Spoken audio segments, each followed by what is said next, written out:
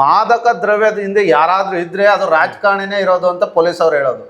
ರಾಜಕಾರಣಿಯ ಕೈ ಚಳಕ ಇಲ್ದೇನೆ ಇಲ್ಲಿ ನಿಷೇಧ ಇರುವಂತ ನಮ್ಮ ದೇಶದಲ್ಲಿ ನಮ್ಮ ರಾಜ್ಯದಲ್ಲಿ ನಿಷೇಧ ಇರುವಂತ ಮಾದಕ ದ್ರವ್ಯ ಹೇಗ್ ಸಿಗ್ತಾ ಇದೆ? ನಮ್ಮ ಯುವ ಜನತೆ ಡ್ರಗ್ಸ್ ಅಂತ ಹಾವಳಿಗೆ ಬಿದ್ದು ಹಾಳಾಗ್ತಾ ಇದ್ದಾರೆ. ತಂದೆ ತಾಯಿಗಳಿಗೆ ಗೊತ್ತಿರಲ್ಲ, ಬಟ್ ಅಷ್ಟರಲ್ಲಿ ಗೊತ್ತಾಗೋಷ್ಟರಲ್ಲಿ ಆ ಡ್ರಗ್ಸ್ ಯಾವ ರೀತಿ ಅವನ ಶರೀರ ಸೇರ್ಕೊಂಡು ಅವ್ರು ಇಡೀ ಅವನ ಜೀವನ ಹಾಳು ಮಾಡ್ತಾ ಇದೆ ಅಂದಾಗ ಅಷ್ಟೊತ್ತಿಗೆ ಅವ್ರ ತಂದೆ ತಾಯಿ ಕಂಟ್ರೋಲಲ್ಲೇ ಇರಲ್ಲ. ಅದು ಆ್ಯಕ್ಚುಲಿ ಅವ್ರಿಗೆ ಗೊತ್ತೇ ಆಗಲ್ಲ. ಚಿಕ್ಕ ಚಿಕ್ಕ ಮಕ್ಕಳೆಲ್ಲ ಆಟೋ ಡ್ರೈವರ್ಗಳಲ್ಲೂ ಕೂಡ ಈ ಡ್ರಗ್ಸ್ಗಳು ಸಿಗ್ತಾ ಇತ್ತು. ಮೈಸೂರಿನಲ್ಲೂ ಕೂಡ ಅಷ್ಟೇ ಕೆಲವೊಂದು ಕಡೆ ಅದು ಸೀಸನೇ ಮಾಡಿದ್ರು. ಆದರೂ ಈಗಲೂ ಕೂಡ ಕೆಲವೊಂದು ಕಡೆ ಡ್ರಗ್ಸ್ ಘಮಲು ಇನ್ನೂ ಹಾಗೇ ಇದೆ. ಸಂಪೂರ್ಣವಾಗಿ ತೊಡಸೋಕೆ ಸಾಧ್ಯನೇ ಇಲ್ವೇನೋ ಅನ್ನೋ ಮಟ್ಟಕ್ಕೆ ಈಗಲೂ ಕೂಡ ಹಾಗೆ. ಈ ಡ್ರಗ್ಸ್ ಇಷ್ಟು ದೊಡ್ಡ ಬೆಳೆಯೋದಕ್ಕೆ ಕಾರಣ ಯಾರು? ಈಗ ನೇರವಾಗಿ ತಗೊಳ್ಳೋರಿಗೆ ಸಪೋರ್ಟ್ ಮಾಡೋರ, ಅಥವಾ ನಮ್ಮ ಸಿಸ್ಟಮ್, ಅಥವಾ ಪೊಲೀಸರು ಇದೆಲ್ಲ ಏನು ಇನ್ವಾಲ್ವ್ ಆಗಿದ್ದಾರಾ, ಅಥವಾ ರಾಜಕಾರಣಿಗಳೇನಾದರೂ ಇದಕ್ಕೆ ಬರ್ತಾರಾ? ಪೊಲೀಸರ ಸಮ್ಮುಖದಲ್ಲೇ ಈ ರಾಜ್ಯದ ಸಿಎಂ ಹೇಳಿರೋ ಮಾತು, ಪೊಲೀಸರ ಉನ್ನತ ಅಧಿಕಾರಿಗಳು DIG, IGP, SP, ಕಮಿಷನರ್ ಮುಂದೆ ಈ ರಾಜ್ಯದ ಸಿಎಂ ಹೇಳಿರುವಂತದ್ದು, ಪರೋಕ್ಷವಾಗಿ ನೀವು ಕುಮ್ಮಕ್ ಕೊಡೋದ್ರಿಂದನೇ ಮಾದಕ ದ್ರವ್ಯ ವ್ಯಾಪಕವಾಗಿ ಹರಡ್ತಾ ಇದೆ, ಎಲ್ಲರಿಗೂ ಸಿಗ್ತಾ ಇದೆ. ಇದರ ಅನಾನುಕೂಲಕ್ಕೆ ನೀವು ಕೂಡ ಕಾರಣರಾಗ್ತೀರಿ. ಈ ವಿಚಾರ ನಿಮ್ಗೆ ಗೊತ್ತಿರ್ತದೆ ಅಂತೇಳಿ ಸಿಎಂ ಸಿದ್ದರಾಮಯ್ಯನವರು ಪೊಲೀಸ್ನವರ ಸಭೆಯಲ್ಲಿ ಹೇಳಿರುವಂತದ್ದು. ಇದು ಸಾಮಾಜಿಕ ಜಾಲತಾಣದಲ್ಲಿ, ದೃಶ್ಯ ಮಾಧ್ಯಮದಲ್ಲಿ ಎಲ್ಲ ಹರಡಿದೆ. ಆದ್ರೆ ಯಾರು ಅಂದ ಹೇಳಿಕೆ ಆಗಲ್ಕಾಯಿ ಕಳ್ಳ ಬೇವಿನಕಾಯಿನ ಕಳ್ಳನ್ಗೆ ಹೇಳ್ತಾ ಇದ್ದಾರೆ. ಇಬ್ರು ಕಹಿನೇ. ಆದ್ರೆ ಪೊಲೀಸ್ನವ್ರು ಹೇಳುವಂತದ್ದೇನು, ನಮ್ ಸ್ನೇಹಿತರೆ ಯಾರೇ ಮಾದಕ ದ್ರವ್ಯದ ಹಿಂದೆ ಯಾರಾದ್ರೂ ಇದ್ರೆ ಅದು ರಾಜಕಾರಣಿನೇ ಇರೋದು ಅಂತ ಪೊಲೀಸ್ ಅವ್ರು ಹೇಳೋದು. ರಾಜಕಾರಣಿಯ ಕೈ ಚಳಕ ಇಲ್ದೇನೆ ಇಲ್ಲಿ ನಿಷೇಧ ಇರುವಂತ ನಮ್ಮ ದೇಶದಲ್ಲಿ ನಮ್ಮ ರಾಜ್ಯದಲ್ಲಿ ನಿಷೇಧ ಇರುವಂತ ಮಾದಕ ದ್ರವ್ಯ ಹೇಗ್ ಸಿಗ್ತಾ ಇದೆ? ಪೊಲೀಸ್ ಅವರು ಹೇಳ್ತಾ ಇರೋದು ನಿಜ, ಈ ರಾಜಕಾರಣಿಗಳು ಹೇಳ್ತಾ ಇರೋದು ನಿಜ. ಇದು ಸಿಎಂ ಹೇಳಿದಾಗ ಯಾರು ಅಲ್ಲಿ ಪ್ರಶ್ನೆನೇ ಮಾಡಲಿಲ್ಲ. ಒಬ್ಬ ಪೊಲೀಸ್ ಆಫೀಸರ್ ಆಗಿ ನಾನು ಪ್ರಶ್ನೆ ಮಾಡ್ತಿದ್ದೆ, ಇದ್ರ ಹಿಂದೆ ರಾಜಕಾರಣಿಗಳ ಕೈವಾಡ ಏನು ಇಲ್ವಾ ಸರ್ ಅಂತ.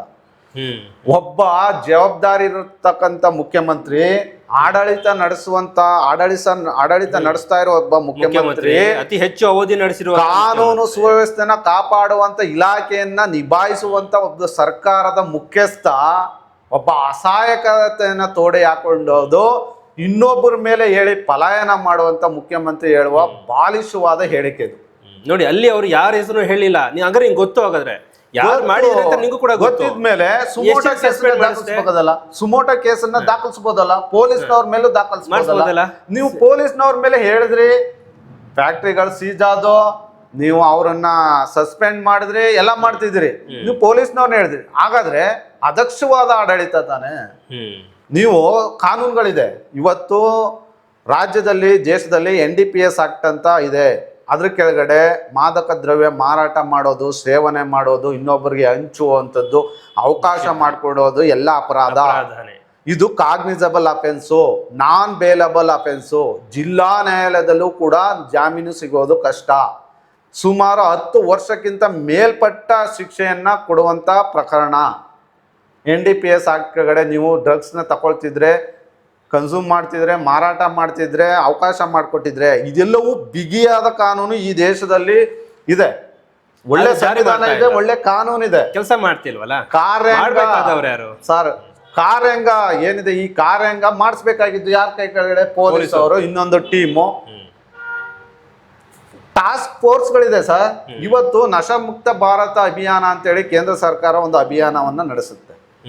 ನಾರ್ಕೋಟಿಕ್ ಕಂಟ್ರೋಲ್ ಬೋರ್ಡ್ ಅಂತ NCB ಅಂತಿದೆ, ಅವರಿದ್ದಾರೆ. ಇದನ್ನ ಕಂಟ್ರೋಲ್ ಮಾಡಕ್ ಏನೇನಿದೆ ಅಂತ ಟಾಸ್ಕ್ ಫೋರ್ಸ್ ಇದೆ. ಆಂಟಿ ನಾರ್ಕೋಟಿಕ್ ಟಾಸ್ಕ್ ಫೋರ್ಸ್ ಅಂತ ಇದೆ. ಇವರೆಲ್ಲ ಇಂಟೆಲಿಜೆಂಟ್ ರಿಪೋರ್ಟ್ ಇದೆ, ಗುಪ್ತಚರ ಒಂದು ಇಲಾಖೆ ಇದೆ. ಇದರದಲ್ಲೂ ಕೂಡ ಒಬ್ಬ ನುರಿತವಾದಂತಹ ಆಫೀಸರ್ಸ್ಗಳನ್ನ ಇದಕ್ಕೆ ನೇಮಕ ಮಾಡಿಕೊಂಡು ಅವ್ರಿಗೆ ಟ್ರೈನಿಂಗ್ ಕೊಟ್ಟು ಇಟ್ಕೊಂಡಿದ್ದಾರೆ. ಯಾಕೆ ಗೊತ್ತಾ ಸರ್? ಈ ಡ್ರಗ್ಸ್ ನ ಮುಕ್ತ ಮಾಡಬೇಕು.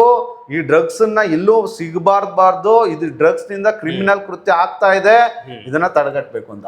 ಇದನ್ನ ಮಾಡ್ಬೇಕಾಗಿದ್ದವ್ರು ಯಾರು? ನಿಯಂತ್ರಣ ಮಾಡ್ಬೇಕಾಗಿರೋದು ಸರ್ಕಾರ, ಪೊಲೀಸ್ ಇಲಾಖೆ ಮತ್ತೆ NCB ಅಥವಾ ಇವರು ಟಾಸ್ಕ್ ಫೋರ್ಸ್ ಅಂತ ಏನ್ ನೇಮಕ ಮಾಡಿದ್ರೆ ಈ ಸಮಿತಿಗಳು ಮಾಡ್ಬೇಕು. ಇದನ್ನ ಮಾಡ್ತಾ ಇದೆಯಾ? ಎಲ್ಲಂದ್ರಲ್ಲೆಲ್ಲ ಡ್ರಗ್ಸ್ ಸಿಗ್ತಾ ಇದೆ ಸರ್. ಇವತ್ತು ಫ್ಯಾಕ್ಟ್ರಿ ಸಿಗುತ್ತೆ, ಈ ರಾಜ್ಯದಲ್ಲಿ ಡ್ರಗ್ಸ್ ಫ್ಯಾಕ್ಟ್ರಿ ಸಿಗುತ್ತೆ, ಅದನ್ನ ಸೀಜ್ ಮಾಡೋಂಥವ್ರು ಹೊರಗಡೆ ರಾಜ್ಯದ ಪೊಲೀಸರು. ಕರೆಕ್ಟ್. ನಮ್ಮ ರಾಜ್ಯದ ಪೊಲೀಸ್ ಅಸಹ್ಯ, ತೀರಾ ಅಸಹ್ಯ. 2 ಫ್ಯಾಕ್ಟ್ರಿ ಸಿಗುತ್ತೆ, ಬೆಂಗಳೂರಲ್ಲಿ 2, ಮೈಸೂರಲ್ಲಿ 1 ಫ್ಯಾಕ್ಟ್ರಿ ಸೀಸ್ ಆಗುತ್ತೆ. ಇದ್ರ ಬಗ್ಗೆ KRS ಪಕ್ಷ ಜಾಗೃತಿ ಅಭಿಯಾನವನ್ನ 6 ತಿಂಗಳ ಹಿಂದೆ ಮತ್ತೆ ಈಗ ಯುವ ಸಮಾವೇಶದ ದಿನ ಅಂದ್ರೆ ಸ್ವಾಮಿ ವಿವೇಕಾನಂದರು ಯಂಗ್ ಇಂಡಿಯಾ ಅಂತ ಯಂಗ್ ಇಂಡಿಯಾನ ಹೇಗೆ ಡೆವಲಪ್ ಮಾಡಬೇಕು ಅವ್ರ ಜನ್ಮ ದಿನಾಂಕದಂದು ಸ್ವಯಂ ಪ್ರೇರಿತವಾಗಿ ಜಾಗೃತಿ ಅಭಿಯಾನ ಮಾಡುತ್ತೆ. ಯಾರು ಡ್ರಗ್ಸ್ಗೆ ಅವಕಾಶ ಮಾಡಿಕೊಟ್ಟ ಫ್ಯಾಕ್ಟ್ರಿ ಅವಕಾಶ ಮಾಡಿಕೊಟ್ಟಂತ ಒಬ್ಬ ಇನ್ಸ್ಪೆಕ್ಟರ್ಗೆ ಪ್ರಮೋಷನ್ ಕೊಡುತ್ತೆ ಸರ್ಕಾರ. ಅವರ ಪರಿಧಿಯಲ್ಲಿ ಮೈಸೂರಿನ ಅವರ ಒಂದು ಠಾಣಾ ಪರಿಧಿಯಲ್ಲಿ ಡ್ರಗ್ಸ್ ಫ್ಯಾಕ್ಟ್ರಿ ಸಿಗುತ್ತೆ. ರಾಷ್ಟ್ರಪತಿ ಪದಕನೂ ಕೊಟ್ಟಿದ್ದಾರೆ ಅವ್ರಿಗೆ. ಆದ್ರೆ ಈ ಸಿಗದಂತವನ್ಗೆ ಅಮಾನತ್ನ ಆದೇಶನ ಹೊರಡಿಸ್ತಾರೆ. ವಿತಿನ್ 8 hours 10 hours ಅಲ್ಲಿ ವಾಪಸ್ ತಗೊಂಡಿರ್ತಾರೆ ಅವನ ಮೇಲೆ. ಸುಮ್ಮನೆ ಮೀಡಿಯಾದ ಮುಂದೆ ಫೋಕಸ್ ಮಾಡೋದಕ್ಕೆ ಅವನ ಮೇಲೆ ಆಗುತ್ತಲ್ಲ ಅಂತ. ಒಬ್ಬರು ತಳವಾರ್ ಅಂತ ಹೇಳಿ ಇಲ್ಲಿ ಅವ್ರ ಮೇಲೆ ಆಗತ್ತೆ. 8 hours ಅಲ್ಲಿ ಅದು ವಾಪಸ್ ತಗೊಳ್ತಾರೆ ಕಮಿಷನರು. ಆಮೇಲೆ ಇನ್ನೊಂದು ಹೇಳ್ತಾರೆ ಗೊತ್ತಾ, ಅಲ್ಲಿ ಸೀಜ್ ಆದಂತ ವಸ್ತುಗಳ ಬೆಲೆ ಮತ್ತೆ ಅದನ್ನ ಕ್ವಾಂಟಿಟಿ ಮೇಲೆ ಬೇರೆ ಹೊರ ರಾಜ್ಯದ ಯಾರು ಅದನ್ನ ಕಂಡಿಡಿದ್ರು ಅವರೇ FIR ಅಲ್ಲಿ ಬೇರೆ ಹೇಳಿದ್ರೆ, ಇಲ್ಲಿನ ಕಮಿಷನರು ಇಲ್ಲಿನ ಪೊಲೀಸ್ ಅಧಿಕಾರಿಗಳೇ ಬೇರೆ ಹೇಳ್ತಾರೆ. ಮೌಲ್ಯ ಮತ್ತು ಅದರ ತೂಕದಲ್ಲಿ ವ್ಯತ್ಯಾಸವಾಗಿ ಹೇಳ್ತಾರೆ.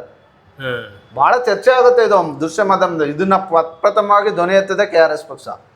ಸಿಕ್ಕದಂತ ಸಮಯದಲ್ಲಿ ನೋಡಿ 1 ವಾರಗಳ ಕಾಲ ಎಲ್ಲೆಲ್ಲಿ ನಿಂತಿರ್ತಾರೆ, ಎಲ್ಲೆಲ್ಲಿ ಬಿದ್ದಿರ್ತಾರೆ ಅವ್ರನ್ನೆಲ್ಲ ಎತ್ಕೋಗಿ 2 ಕೇಸ್ ಹಾಕಿ 7-8 FIR ಹಾಕಿ ಬಹಳಷ್ಟು ಇದು ಮಾಡ್ತಾ ಇದೀವಿ ಅಂತೇಳಿ ಅವೇರ್ನೆಸ್ ಪ್ರೋಗ್ರಾಮ್ ಕೊಡ್ತೀವಿ ಅಂತೇಳಿ ನೆನ್ನೆ T-ಶರ್ಟು ಪ್ಯಾಂಟ್ಗಳು ಹಾಕೊಂಡು ಸರ್ಕಾರದ ಹಣನ ಪೋಲ್ ಮಾಡ್ಕೊಂಡು ಮಾಡ್ತಾರೆ. ಇವರು ಬಹಳ ಕಂಡೀಷನ್ ಹಾಕೊಂಡು ಏನು ಕಾರ್ಯಾಂಗ ವ್ಯಾಪ್ತಿಲಿ ಕೆಲಸ ಮಾಡ್ತಾರೆ ಇವರೆಲ್ಲ ನಿಯಂತ್ರಿಸುವಂತ ಇದಕ್ಕೆ ಕಾನೂನು ಇದೆ. ಅದನ್ನ ನಿಯಂತ್ರಿಸಿದ್ರೆ ಈ ವಿಚಾರಗಳೆಲ್ಲ ಡ್ರಗ್ಸ್ ಸಿಗ್ತಿದೆ. ಇವತ್ತು ಡ್ರಗ್ಸ್ಗಳಿಂದ ಒಂದು ಕುಟುಂಬವೇ ಸರ್ವನಾಶ ಆಗ್ತಾ ಇದೆ. ಅಪರಾಧಿಕ ಕೃತ್ಯಗಳಾಗ್ತಾ ಇದೆ, ರೇಪ್ಗಳಾಗ್ತಾ ಇದೆ ಸರ್ ಈ ಡ್ರಗ್ಸ್ಗಳಿಂದ. ಅವ್ನಿಗೆ ಗೊತ್ತಾಗ್ತಾ ಇಲ್ಲ ಅದೊಂದು ಡ್ರಗ್ಸ್ ಮಾನಸಿಕ ಸ್ಥಿತಿಯನ್ನೇ ಹಾಳು ಮಾಡ್ತಾ ಇದ್ದಾಗ ಅವ್ನ ಕೃತ್ಯನೇ ಏನ್ ಎಸಗ್ತಾ ಇದ್ದಾನೆ ಅದು ಸಿಗೋದಕ್ತಾನೆ ಅವ್ನು ತಗೊಳ್ತಾ ಇದ್ದು. ಹಾಗಾದ್ರೆ ಸಿಗೋದೆಲ್ಲ ಇವ್ರಿಗೆ ಗೊತ್ತಿಲ್ವಾ? ಇವತ್ತು ಗೌಶಿಯನಗರ, ಕ್ಯಾತ್ಮಾರ್ನಹಳ್ಳಿ, ಅಜಿಸೇಟ್ ನಗರ ಮತ್ತೆ ಮೈಸೂರಲ್ಲಿ ಬಸ್ ಸ್ಟ್ಯಾಂಡ್ಗಳು ಇಂಥದ್ರಲ್ಲಿ ಸಾಕಷ್ಟು ದಿನ ವ್ಯಸನಿಗಳು ಓಡಾಡ್ತಿರ್ತಾರೆ. ನೀವೇ ನೋಡಿ, ಯಾರಾದ್ರೂ ಸಭ್ಯಸ್ಥರು ಮಹಿಳೆಯರು ಓಡಾಡೋದಕ್ಕೆ ಕಷ್ಟ ಆ ಪರಿಸ್ಥಿತಿಲಿದೆ. ಆಮೇಲೆ ಇಲ್ಲಿ ಕೊಲೆಗಳಾಗ್ತಾ ಇದೆ ಮೈಸೂರಲ್ಲಿ. ಆ ಕೊಲೆಗಳ ಸಂಬಂಧಿಕರು ಕೇಳಿ ಏನಕ್ಕೆ ಕೊಲೆ ಆಗ್ತಾ ಇದೆ, ರೌಡಿಸಮ್ಗಳು ಗ್ಯಾಂಗ್ ವಾರ್ ಆಗ್ತಾ ಇದೆ ಅನ್ನೋದಕ್ಕೆ ಅವ್ರು ಹೇಳ್ತಾರೆ ಎಲ್ಲ ಕೂಡ ಡ್ರಗ್ಸ್ ಯೂಸ್ ಮಾಡ್ತಾರೆ ಅಂತ. ನಾನು ಹೇಳೋದಲ್ಲ, ಅವ್ರು ಹೇಳ್ತಾ ಇದ್ದಾರೆ. ಕಠಿಣವಾದ ಕ್ರಮ ಕೇವಲ ಒಬ್ಬ ಪೊಲೀಸ್ ಅಧಿಕಾರಿ ಒಬ್ಬ ಕಮಿಷನರ್ ತಗೊಳ್ಳೋದಲ್ಲ ಸರ್, ವ್ಯವಸ್ಥೆ ಸರ್ಕಾರ ತಗೋಬೇಕು. ಹಂಗಂದ್ರೆ ಒಬ್ಬ ಕೃಷಿ ಸಚಿವ ಹೇಳ್ತಾನೆ ಇದು ಅಂತಾರಾಷ್ಟ್ರೀಯ ಇಶ್ಯೂಸ್ ಇದೆ, ನಮ್ಮ ದೇಶದಲ್ಲಿ ಮುಂದೆನೂ ಇರುತ್ತೆ ಅಂತ ಹೇಳ್ತಾನೆ. ಈ ಡ್ರಗ್ಸ್ ಪಾರ್ಟಿಗಳೇನು ಮಾತಾಡುತ್ತೆ, ಶ್ರೀಮಂತರ ಮಕ್ಕಳೇ ಬಲಿ ಆಗ್ತಾ ಇದಾರೆ ಡ್ರಗ್ಸ್ಗೆ. ಅದೊಂದು ತಿಳ್ಕೊಳ್ಳಿ. ಅತಿ ಹೆಚ್ಚು ಶ್ರೀಮಂತರ ಮಕ್ಕಳುಗಳು ರೇವ್ ಪಾರ್ಟಿ ಅಂತ ಆಗುತ್ತೆ ಸರ್ ಮೈಸೂರು ಹೊರವಲಯದಲ್ಲಿ. ಶ್ರೀಮಂತರ ಮಕ್ಕಳುಗಳು ರೇವ್ ಪಾರ್ಟಿ ಸೇರ್ತಿದೀವಿ ಅಂತೇಳಿ ಎಲ್ಲಾರು ಸ್ನೇಹಿತರನ್ನ ಕರೆಸಿ ಇವರು ಡ್ರಗ್ಸ್ ಮಾದಕ ದ್ರವ್ಯಗಳನ್ನ ಉಪಯೋಗಿಸುವಂತ ಪಾರ್ಟಿ ಮಾಡ್ತಿದ್ರು ಅಂತ ಹೇಳಿ ಅರೆಸ್ಟ್ ಮಾಡಿದ್ರು ಮೈಸೂರಲ್ಲಿ. ಇದು 2 ವರ್ಷದ ಹಿಂದೆ ರೇವ್ ಪಾರ್ಟಿಗಳನ್ನ ಅರೇಂಜ್ ಮಾಡ್ತಾರೆ. ಇದೆಲ್ಲ ಪಾಶ್ಚಾತ್ಯ ಸಂಸ್ಕೃತಿಗಳನ್ನ ಇಲ್ಲಿ ಏರಿ ಅಲ್ಲಿನ ಡ್ರಗ್ಸ್ ಸಪ್ಲೈ ಮಾಡೋದಕ್ಕೆ ಅವಕಾಶ ಮಾಡಿಕೊಟ್ಟು ಇದು ದೊಡ್ಡ ಮಾಫಿಯಾ ಇದೆ. ಇದ್ರ ಬಗ್ಗೆ ಯುವಕರು ಬಹಳ ಜಾಗೃತರಾಗಿರ್ಬೇಕು. ಪ್ರಗತಿಪರರು ಬೇರೆಯವರು ಅವೇರ್ನೆಸ್ ನ ಕೊಡ್ಬೇಕು, ಮಾಧ್ಯಮ ಕೊಡ್ಬೇಕು, ಮತ್ತೆ ಇದ್ರ ಬಗ್ಗೆ ಸಿಸ್ಟಮ್ಯಾಟಿಕ್ ಆಗಿ ಮಾಡಬೇಕು. ಪೊಲೀಸ್ನವರು ಪ್ರಾಮಾಣಿಕವಾಗಿ ಕೆಲಸ ಮಾಡಿದ್ರೆ ಇದೇನು ದೊಡ್ಡ ವಿಚಾರ ಅಲ್ವೇ ಇಲ್ಲ ಸರ್. ನೀವು ಹೇಳಿದ ಇಂಟೆಲಿಜೆನ್ಸ್ ಇದೆ, ಎಲ್ಲವೂ ಡಿಪಾರ್ಟ್ಮೆಂಟ್ಗಳಿದೆ, ಏನೇ ನಡೀತು ಎಲ್ಲವೂ ಕೂಡ ಗೊತ್ತಿರುತ್ತೆ. ಸಿವಿಲ್ ಡ್ರೆಸ್ ಎಲ್ಲ ಕೂಡ ಪೊಲೀಸರೆಲ್ಲ ಓಡಾಡ್ತಿರ್ತಾರೆ, ಒಬ್ರಿಗೊಬ್ರು ಮಾತಾಡ್ತಾರೆ. ನಮಗೂ ಕೂಡ ಕೆಲವೊಂದು ಫೋನ್ ಮಾಡ್ತಾರೆ, ನಾವು ಎಲ್ಲಿ ಸಿಗ್ತದೆ ಏನಿದೆ ಅವನು ಕೂಡ ಕೆಲವೊಂದ್ಸಲ ಹೇಳ್ತಾ ಇರ್ತೀವಿ. ಸೊ ಇಲ್ಲೇನು ನಡೀತದೆ ಅದನ್ನು ಕೂಡ ಹೇಳ್ತಾ ಇರ್ತೀವಿ.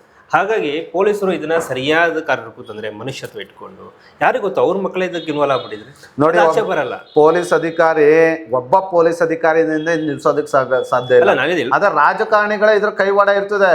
ಅವ್ನ್ ಫೋನ್ ಮಾಡ್ತಾನೆ ಇವ್ನ್ ಬಿಡುವಂತ, ಇವ್ನ್ FIR ಹಾಕಕ್ಕೆ ಯಾವ್ದೋ ಒಂದ್ 2-3 FIR ಹಾಕು ಅಂತ ಹೇಳ್ಬೋದು ಒಬ್ಬ ಪೊಲೀಸ್ ಅಧಿಕಾರಿ. ಆದ್ರೆ ಪೊಲೀಸ್ ಅಧಿಕಾರಿ ಇಂಥವಿದಕ್ಕೆ ಸರಿಯಾದ ರೀತಿಯಲ್ಲಿ ಚಾರ್ಜ್ ಶೀಟ್ ಹಾಕಿದ್ರೆ ಒಳಗಡೆ ಹಾಕಿ ಕಳ್ಸಿದ್ರೆ ಯಾರು ಸೇವನೆ ಮಾಡೋದಕ್ಕೆ ಅವಕಾಶ ಮಾಡ್ಕೊಡ್ತಾನೆ ಅವನ್ನ ಬಿಟ್ಬಿಡ್ತಾ ಇದಾರೆ. ಈಗ ಸೇವನೆ ಕನ್ಸ್ಯೂಮ್ ಮಾಡಿದಾನೆ, ಡ್ರಗ್ಸ್ ತಗೊಂಡಿದ್ದಾನೆ ಅಂತೇಳಿ ಮೆಡಿಕಲ್ ಎಕ್ಸಾಮ್ ಮಾಡಿಸ್ತಾರೆ, ಅದ್ರಲ್ಲಿ ರಿಪೋರ್ಟ್ ಬರ್ತದೆ, ಅದು ಹಾಕ್ಬಿಡ್ತಾರೆ.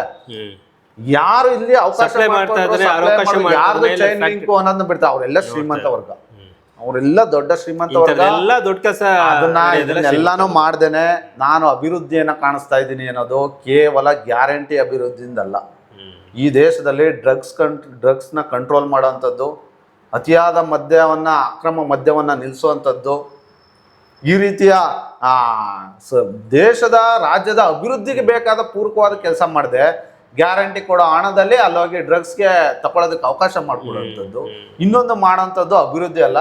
ಅಂತ ಧೈರ್ಯ ದಮ್ಮು ತಾಕತ್ತಿದ್ರೆ ಸರ್ಕಾರಕ್ಕೆ ಮದ್ಯವನ್ನ ಶಾಶ್ವತವಾಗಿ ನಿಷೇಧ ಮಾಡಲಿ, ಡ್ರಗ್ಸ್ನ ಶಾಶ್ವತವಾಗಿ ಸಿಗದೇ ರೀತಿ ನಿಷೇಧ ಮಾಡಿ. ನಿಷೇಧ ಇದೆ, ಸಿಗ್ತಾ ಇದೆಯಲ್ಲ, ನೀವು ಮಾಡ್ತಾ ಇರೋದು ಕೇವಲ ಕಾಗದ ಪತ್ರದಲ್ಲಿದೆ. ಆದರೆ ಈ ಜಾತಗಳ ಹೆಸರಲ್ಲಿ ತೆರಿಗೆ ಹಣವನ್ನು ನೀವು ಲೂಟಿ ಮಾಡಿಕೊಂಡು ಮಾಡ್ತಾ ಇದ್ದೀರಿ ಹೊತ್ತು ಏನು ಅಲ್ಲ. ಪ್ರಾಮಾಣಿಕ ಅಧಿಕಾರಿಗಳಿಗೆ ಅವಕಾಶ ಮಾಡಿಕೊಟ್ಟು ಈ ಡ್ರಗ್ಸ್ನ ಕಂಟ್ರೋಲ್ ಮಾಡಬೇಕು ಅನ್ನೋದು ನಮ್ಮ ಆಗ್ರಹ.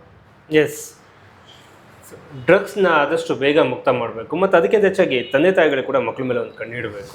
ಇವನಿಗೆ ಡ್ರಗ್ಸ್ ಎಲ್ಲಿ ಸಿಗ್ತಾ ಇದೆ, ಇವನು ಮನೆಗೆ ಹೇಗೆ ಬರ್ತಾನೆ, ನೀವು ಕೊಡುವಂಥ ದುಡ್ಡುಗಳಿದೆಯಲ್ಲ, ವೆಹಿಕಲ್ಗಳು ಕೊಡ್ತೀರಿ, ದುಡ್ಡುಗಳು ಕೊಡ್ತೀರಿ, ಅವನೇನೋ ಸುಳ್ಳು ಹೇಳ್ಕೊಂಡು ಇನ್ನೆಲ್ಲೋ ಇದ್ಕೊಂಡು ನಾಳೆ ಬರ್ತಾನೆ, ನನ್ನ ಫ್ರೆಂಡ್ ಮನೆ, ನನ್ನ ದೋಸ್ತ್ ಮನೆ ಅಂತ ಹೇಳಿರ್ತಾನೆ. ಬಟ್ ಅವನ್ನ ನೀವು ಅಬ್ಸರ್ವ್ ಮಾಡಲ್ಲ, ಯಾಕಂದ್ರೆ ನೀವು ತುಂಬ ಬ್ಯುಸಿ ಆಗಿರ್ತೀರಿ. ಕೊನೆಗೆ ಅವನೇನೋ ನಿಮ್ಗೆ ರೇಗಿದ ತಕ್ಷಣ ನನ್ನ ಮಗಪ್ಪ ಮನಸ್ಸು ನೋಯಿಸಬಾರ್ದು ಅಂದ್ಬಿಟ್ಟು ಸುಮ್ಮನೆ ಆಗ್ಬಿಡ್ತೀರಿ. ಫಸ್ಟು ಮಕ್ಕಳ ಮೇಲೆ ನಂಬಿಕೆ ಇಡಿ. ಯಾವ ನಂಬಿಕೆ ಇಡಿ ಅಂತಂದರೆ ಅವ್ನು ಕಡೆ ತಪ್ಪು ಮಾಡ್ತಾನೆ ಅಂತ ಆ ನಂಬಿಕೆ ಇಡಿ. ಫಸ್ಟ್ ಆಫ್ ಆಲ್ ತಂದೆ ತಾಯಿಗಳು ಮಾಡೋದಂದರೆ ನನ್ನ ಮಕ್ಕಳು ಸೂಪರ್, ಸರಿ ಇದ್ದಾರೆ, ಪರ್ಫೆಕ್ಟ್ ಇದ್ದಾರೆ, ಅವನು ಫ್ರೆಂಡ್ನ ನನ್ನ ಮಗ ನನ್ನ ಫ್ರೆಂಡು ನನ್ನ ಮಗನ ಹಾಳು ಮಾಡಾಕ್ಬಿಟ್ಟ, ಅವ್ನ ಫ್ರೆಂಡು ಇವನ ಮಗನ ಹಾಳು ಮಾಡಾಕ್ಬಿಟ್ಟ ಅಂತ. ನಿಮ್ಮ ಮಕ್ಕಳೆಲ್ಲರೂ ಸಾಚಗಳೇ, ಬೇರೆ ಫ್ರೆಂಡ್ಗಳೆಲ್ಲ ಕೂಡ ಕೆಟ್ಟೋದವ್ರೇನ. ಫಸ್ಟ್ ಆಫ್ ಆಲ್ ನಿಮ್ಮ ಮಕ್ಕಳ ಮೇಲೆ ಫಸ್ಟ್ ಕಣ್ಣಿಡಿ. ಅದು ಬಿಟ್ಟು ಅವ್ನು ತಪ್ಪು ಮಾಡಿದಾಗ ಅವ್ನು ತಪ್ಪು ಮಾಡಿಲ್ಲ ಅಂತ ಹೇಳೋದು, ಬೇರೆಯವ್ರು ತಪ್ಪು ಮಾಡೋದು ಅಂತ ಹೇಳೋದು. ಸೊ ಇವನ್ನ ಹಾಳು ಮಾಡ್ಬಿಟ್ಟ ಅನ್ನೋದು. ನಿಮ್ಮ ಮಗನೂ ಕೂಡ ಅವನು ಹಾಳು ಮಾಡೋಕ್ಕೆ ಇವ್ನು ರೆಡಿ ಇರ್ತಾರೆ, ಅವರು ಹಂಗೆ ಅನ್ಕೊಂಡಿರ್ತಾರೆ ಅವನ್ನ ಹಾಳು ಮಾಡ್ದ ಇವನ್ನ ಅಂತ ದೋಸ್ತು. ಹಾಗಾಗಿ ಕೆಲವೊಂದು ವಿಚಾರದ ಸ್ಕೂಲ್, ಈಗ ಕೆಲವೊಂದು ಸಲ ಪ್ರೈವೇಟ್ ಸ್ಕೂಲ್, ದೊಡ್ಡ ದೊಡ್ಡ ಸ್ಕೂಲ್ಗಳಲ್ಲಿ ಮಕ್ಕಳುಗಳು ಹುಡುಗಿರುಗಳು ತಗೋತಾ ಇದ್ದಾರೆ. ಎಲ್ಲಿಗೆ ಹೋಗ್ಬಿಡ್ತು, ಏನ್ ಕತೆ, ಏನ್ ಹೇಳುತ್ತೆ ಹುಡುಗಿರುಗಳು. ಹೌದು, ರೇವ್ ಪಾರ್ಟಿಗಳಲ್ಲೆಲ್ಲ ಹುಡುಗಿರು ತಗೊಂಡಿದ್ದಾರೆ. ಹೌದು, ತಗೊಂಡಿದ್ದಾರೆ. ಆದ್ರೆ ಪೋಷಕರು ಅದೊಂದು ಸ್ಟೇಟಸ್ ಅಂತ ಪರಿಗಣಿಸ್ತಾ ಇದ್ದಾರೆ. ನನ್ನ ಮಗನ ಸ್ಟೇಟಸ್, ಆ ರೀತಿ ನಡ್ಕೊಳ್ಳೋದು ಸ್ಟೇಟಸ್, ಪಾರ್ಟಿಗಳನ್ನ ಮಾಡೋದು ಸ್ಟೇಟಸ್ ಅಂತ ಹೇಳ್ತಾರೆ. ಪರ್ಮನೆಂಟ್ ಆಗಿ ಅವ್ರ ಲೈಫೇ ಹೋಗ್ತದೆ ಅಂತ ಅವ್ರಿಗೆ ಗೊತ್ತಿಲ್ಲ. ಪರ್ಮನೆಂಟ್ ಆಗಿ ಅವ್ರ ಜೀವನೇ ಕಳ್ಕೊಳ್ತಾ ಇದಾರೆ. ಒಬ್ಬ ಸಾಯೋದ್ರ ಜೊತೆ ಮನೆಯ ನೆಮ್ಮದಿಯನ್ನ ಹಾಳು ಮಾಡ್ತಾರೆ. ಆರ್ಥಿಕ ಸ್ಥಿತಿಗತಿ ಹಾಳಾಗುತ್ತೆ. ಸಮಾಜದಲ್ಲಿ ಇವನಿಂದ ಇನ್ನಷ್ಟು ಜನಕ್ಕೆ ಪ್ರಾಣಹಾನಿ, ಮಾನಹಾನಿ, ಏನೇನಾಗ್ಬೇಕು ಎಲ್ಲ ಆಗ್ತಿದೆ. ಒಬ್ಬನ ಕೃತ್ಯ ಸಮಾಜದ ಮೇಲೆ ಯಾವ ರೀತಿ ಪರಿಣಾಮ ಬೀರುತ್ತೆ ಅಂತ ಪೋಷಕರು ನೋಡ್ಬೇಕು. ಪೋಷಕರದ್ದೇ ದೊಡ್ಡ ಜವಾಬ್ದಾರಿ ಇದೆ. ನಮ್ಗೆ ಏನ್ ಬೇಕಾದ್ರೂ ಸಿಕ್ಕಿದ್ರೆ ಇದು ಅಪರಾಧಿಕ ಕೃತ್ಯ ಅಂತ ಹೇಳಿದ್ರು ಗೊತ್ತಿದ್ರೆ ಇವ್ನು ಮಾಡೋದಕ್ಕೆ ಸಪೋರ್ಟ್ ಮಾಡೋವಂಥದ್ದು, ಅದನ್ನ ನಿಲ್ಲಿಸ್ತಾ ಇರುವಂತದ್ದು ಕೂಡ ಪೋಷಕರದ ಒಂದು ಕರ್ತವ್ಯ ಇದೆಯಲ್ಲ, ಅದು ನೀಟಾಗಿ ಪೋಷಕರು ಮಾಡಬೇಕು. ನೀವು ಘನತೆ, ಗೌರವ, ನಮ್ಮ ಶ್ರೀಮಂತಿಕೆಯ ತೋರ್ಪಡಿಕೆ ಅನ್ನೋದನ್ನ ಇಂಥ ಪಾರ್ಟಿಗಳಲ್ಲಿ ಹೋಗುವಂಥದ್ದು, ಡ್ರಗ್ಸ್ ತಗೊಳ್ಳೋದನ್ನ ಅಂತೇಳಿ ನೀವು ಅವಕಾಶ ಮಾಡಿಕೊಟ್ರೆ ನಿಮ್ಮ ಮಕ್ಕಳೇ ನಿಮ್ಗೆ ಶತ್ರು ಆಗ್ತಾರೆ. ನಿಮ್ಮ ಜೀವಕ್ಕೆ ನೀವೇ ಕೂತನ್ನ ತಂದ್ಕೊಳ್ತೀರಿ. ಡ್ರಗ್ಸ್ನಿಂದ ದೂರ ಇರಿ. ಡ್ರಗ್ಸ್ನ ನಿಲ್ಲಿಸೋದಕ್ಕೆ ನೀವು ಕೂಡ ಅವೇರ್ನೆಸ್ ಪ್ರೋಗ್ರಾಮಲ್ಲಿ ಭಾಗವಹಿಸಿ. ಯಾವುದೋ ಮಗ ಡ್ರಗ್ಸ್ ತಗೊಂಡಿದ್ರು ನಿಮ್ಮ ಜವಾಬ್ದಾರಿನೂ ಅದು ಇದೆ. ನಾಳೆ ದಿನ ಆತ ಡ್ರಗ್ಸ್ ತಗೊಂಡಿದ್ರು ನಿಮ್ಮ ಮಕ್ಕಳ ಪ್ರಾಣಕ್ಕೂ ಅದು ಹಾನಿ ಆಗ್ಬೋದು. ಅವನು ಬೈಕ್ ಓಡಿಸೋದ್ರಿಂದ ಆಗ್ಬೋದು, ವೆಹಿಕಲ್ ಓಡಿಸೋದ್ರಿಂದ ಆಗ್ಬೋದು, ಅವನು ಹಲ್ಲೆ ಮಾಡೋದ್ರಿಂದ ಆಗ್ಬೋದು, ನಿಮ್ಮ ಮಕ್ಕಳ ಮೇಲೆ ಹೆರಿಗೆ ಬೀಳೋದ್ರಿಂದ ಆಗ್ಬೋದು. ಅದರಿಂದ ಯಾರೇ ಡ್ರಗ್ಸ್ ತಗೊಂಡ್ರು ಅದ್ರ ಬಗ್ಗೆ ಮಾಹಿತಿನ ಪೊಲೀಸರು ಕೊಡಿ, ಸಕ್ಷಮ ಪ್ರಾಧಿಕಾರಕ್ಕೆ ಕೊಡಿ.